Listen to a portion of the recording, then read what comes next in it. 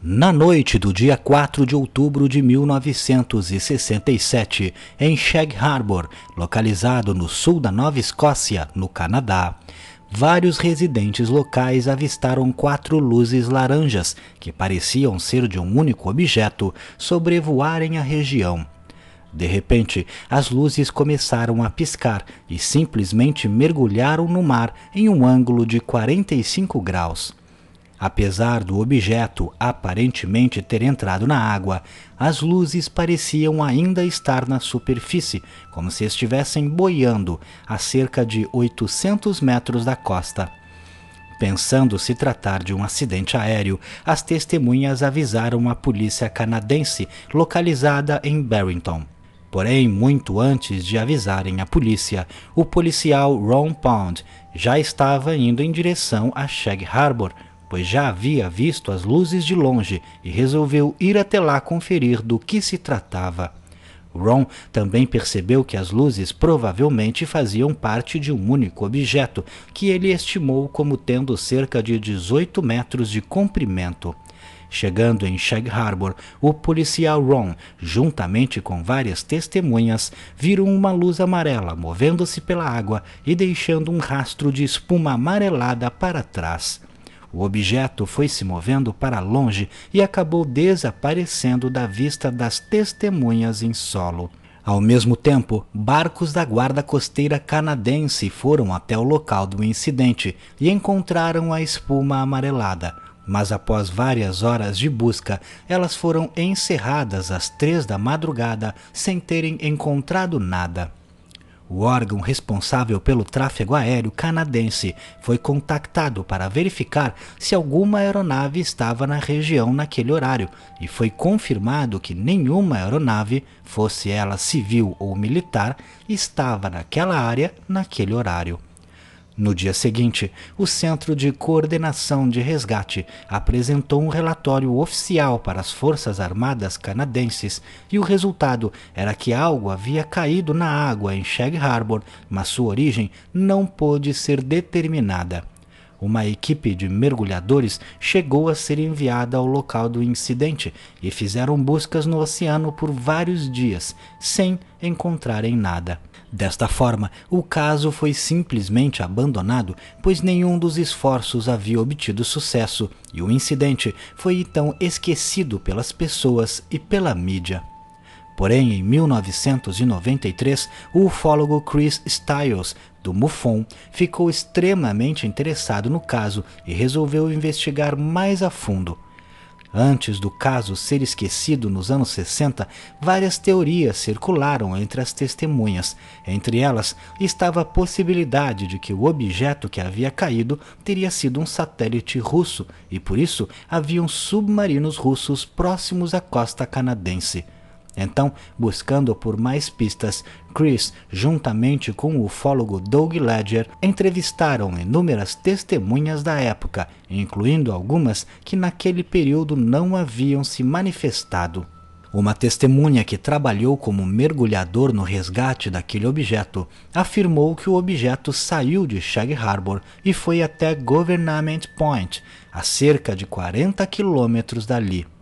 Neste local havia uma base de detecção de submarinos e o sonar desta base foi capaz de identificar a localização do objeto. Navios da Marinha canadense se posicionaram acima do objeto na água e, após alguns dias de monitoramento e sem reação do objeto, eles resolveram fazer um resgate. Porém, um outro objeto parecido com o primeiro surgiu e se juntou ao segundo na água. Os militares que estavam cuidando do caso recuaram e preferiram apenas observar por mais um tempo, pois eles acreditavam que o segundo objeto havia chegado para resgatar o primeiro, que poderia estar com problemas. Após cerca de uma semana de monitoramento dos objetos que permaneciam submersos na água no mesmo local, vários barcos que estavam ali trabalhando no caso dos objetos tiveram que ser deslocados para investigar um submarino russo que teria sido visto entrando em águas canadenses. Neste momento, em que haviam menos barcos monitorando os objetos, as duas naves saíram em alta velocidade, ainda submersos, em direção ao Golfo do Maine. Os barcos que haviam ficado perseguiram o objeto, mas as duas naves ganharam bastante distância dos barcos até que saíram da água e dispararam em altíssima velocidade em direção ao céu, até desaparecerem da vista das testemunhas. Todos estes eventos, que foram descobertos pelos ufólogos da MUFON, foram relatados por ex-militares que não quiseram se revelar por medo de perderem suas pensões e benefícios, além de alguma eventual punição. Neste caso, temos um evento com inúmeras testemunhas e todas concordando com o fato de que o objeto não parecia ser algo humano. Se o objeto não tivesse vindo do céu, entrado na água e se movido para longe, poderíamos até considerar a possibilidade de ser de fato um satélite russo. Porém, nenhum aparelho criado pelo ser humano, seja naquela época ou em tempos atuais, é capaz de ter tamanha desenvoltura tanto no ar como na água. O fato de o submarino russo ter aparecido na costa canadense é possível que seja porque os russos poderiam estar monitorando este OVNI muito antes de ele aparecer em Sag Harbor. Outro detalhe interessante é a segunda nave que apareceu.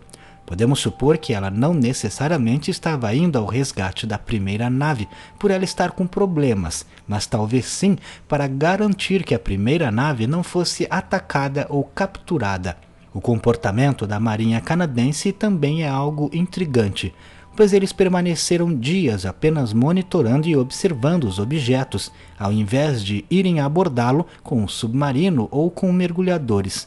Talvez esse seja um sinal de que eles sabiam do que se tratava e, por saber que era uma nave alienígena, tiveram extrema cautela. Pode ser que eles queriam garantir que a nave estava totalmente inoperante antes de se aproximar, justamente para evitar um conflito com os seres ou que alguém pudesse se machucar. Outro fato importante neste incidente é que o caso seria apenas mais um, de um objeto que apareceu e foi embora da vista das testemunhas.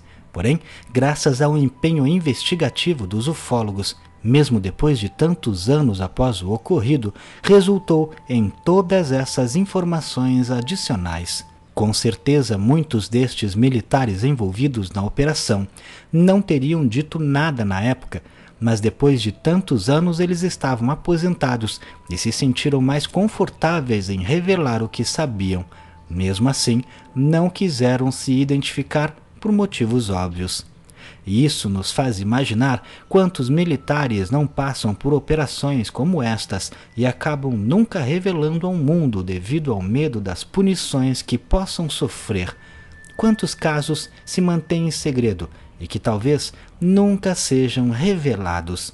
Mas e você? O que acha? Não deixe de comentar. Se gostou, clique em gostei. Não esqueça de se inscrever no canal, vire membro se puder clicando em Seja Membro e me siga lá no Instagram.